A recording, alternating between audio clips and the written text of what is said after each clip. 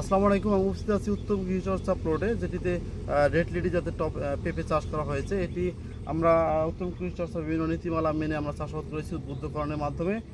এখানে উত্তম গৃহচর্চার যে নীতিমালাগুলো আছে তার মধ্যে একটি হচ্ছে যে গাছের যে পোকা, যতগুলো ক্ষতিকর পোকা আছে তার মধ্যে সবচেয়ে ক্ষতিকর পোকার মধ্যে অন্যতম হচ্ছে সাদামাছি। এটি গাছের পাতার রস চুষে খেয়ে পাতায় এক ধরনের হানিডিউ নিঃসৃত করে, যার ফলে এখানে কালো ছত্রাক উৎপাদন হয়, ফলে গাছের সালোক সংশ্লেষণ ব্যাহত হয় এবং গাছে খাদ্য উৎপাদন করতে পারে না। পরবর্তীতে গাছের পাতা হলুদ হয়ে ঝরে পড়ে যায়। এই পোকাটি দমনের জন্য আমরা হলুদ ফাঁদ স্থাপন করলাম। এটি স্থাপনের কারণে এই হলুদ রোগে আকৃষ্ট হয়ে সেই পোকাগুলো এখানে আটকা পড়ে, সেই পোকাগুলো মারা যাবে।